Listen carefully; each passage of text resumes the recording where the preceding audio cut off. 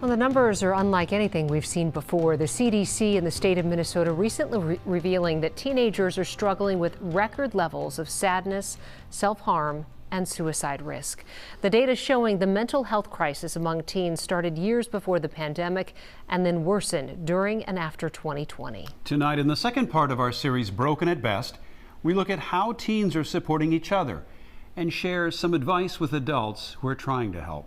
Here's Amy Hockert. At every Minnesota school, on any given day, kids are struggling. Sometimes it's obvious. Most of the time, it's not. And we're not just talking about a few people here and there. Right now, teenagers are struggling in record numbers. 29%, or more than a quarter of teens, struggle with long-term mental health issues. 14%, 1 in 7, has seriously considered taking their own life. And 3.5%, 1 in 30, has attempted suicide. We asked 4 high schoolers about their experiences. I've lost some people, and I've almost lost people, and I just worry about people because of these reasons, because everybody I know pretty much struggles with this. For senior Brett Fuller, talking about mental health is deeply personal. He's agreed to put himself out there because he knows firsthand that it could save someone's life. I've personally struggled with mental health and suicide attempts twice. So it's a big thing, and I never want to go back to that spot, that place. My uncle struggled with it, and then at really young he killed himself, and that was really like a sign to me that I was like, oh my gosh, I need to learn. I need to help people like him so it doesn't happen to somebody else. Here's the problem. The school resources for Minnesota's youth are broken at best. Minnesota has the 3rd worst psychologist counselor to student ratio in the country. And those who are there don't have time to focus on mental health.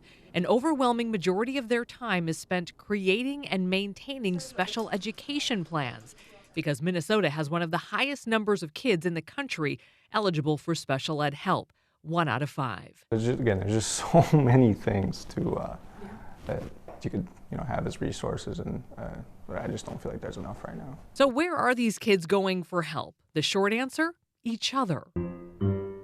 I gotta do it. This is Fidgety Fairy Tales, a student-led program that reimagines familiar stories to get younger kids talking about their struggles. Framing it in a way of this doesn't have to be the biggest thing in the world ever. You don't have to feel like this is something wrong with you, because Cinderella struggled with it too. They'll just talk about it. They'll talk about what they just saw, and that already engages more conversation within elementary schools. The good news, this generation of kids is better at recognizing and describing how they're feeling.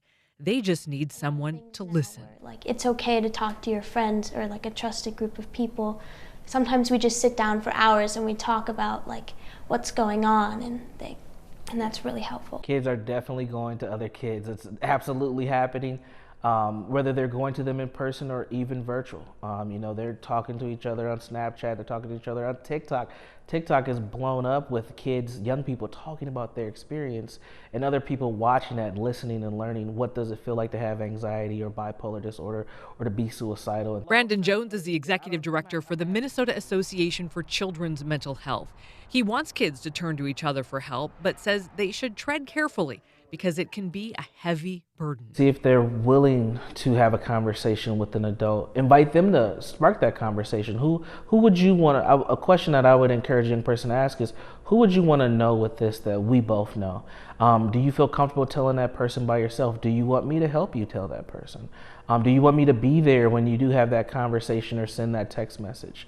And just invite yourself into a point where you're not prying and you're not scaring this person away, but you're just letting them know that you don't have to do it alone. Most of the time, we feel like the adults in our lives won't really listen or understand us. They try to more of lecture us on what we could do and how we should feel, versus actually understanding, oh, you're feeling this way, okay, or even just sitting there and just listen and just be understanding with it. Parents or guardians will have this instinct to try and help, instead of sometimes what can be the most helpful is just sitting down and listening instead of having every solution right there, ready to go. I feel like often it just needs to be put out there, listened to, thought about, talked about, and that's enough. Brandon echoes that advice. Resist the urge to jump in, fix the problem, and remove the pain. Instead, take small steps over time to build trust and rapport without judgment or solutions. I know a lot of parents and caregivers, when they find out that something's wrong with their kid, they're like, you need to tell me this right now. We're going to have this conversation right here, right now.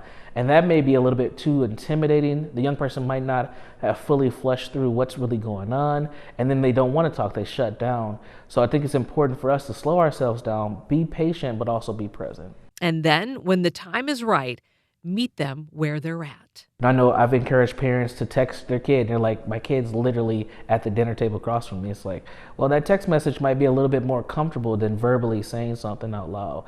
Or write a note and just leave it, in their room until they're ready to respond back and just offer it back. I've had parents who they've emailed back and forth with their kids because the parents always in their email, and they know that that's one way the kid won't, have their message missed by a parent. The first step is the scariest, so know that it's okay to feel scared, but just talking to someone is gonna be better than you expected. Stop worrying about the what ifs and start worrying about okay, I can do this, I got this, and then just going for it. Yep. My advice to youth would be your feelings are valid. Everything that you are feeling is 100% valid.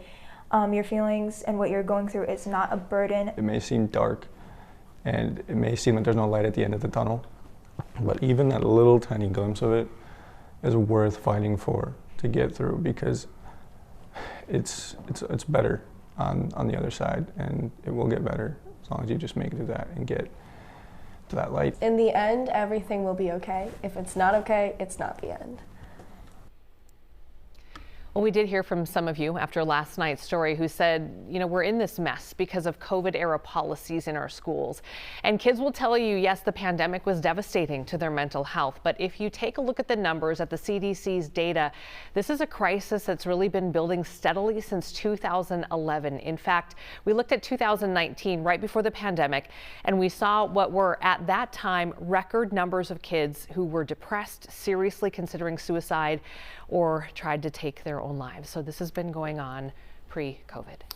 Something jumped out at me in that piece. One of the teenagers said something to the effect of the adults around us don't understand us. Now, as a parent, that would be shocking to hear that, because you would hope that your child would come to you. And you pointed out last night that at this point in time, it's impossible for the schools to do everything. So if I'm a parent at home and you watched last night and you watched tonight, you could be feeling a little helpless right now. Is there something they should be doing? You're right. So we've had a heavy focus on the schools. The schools can't be everything to everyone. So it really is up to the parents to be that first line of defense.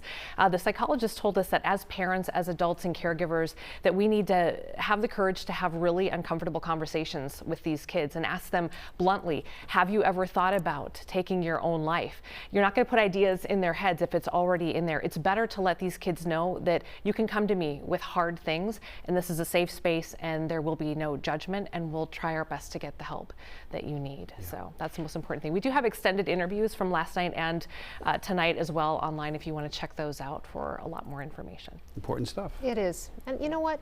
It's okay to say you don't understand too, because the life that these teens are living is different than the life that we've led. They have different challenges and new challenges, and they have different stresses, especially with stuff that's online. Definitely. Thanks, Amy.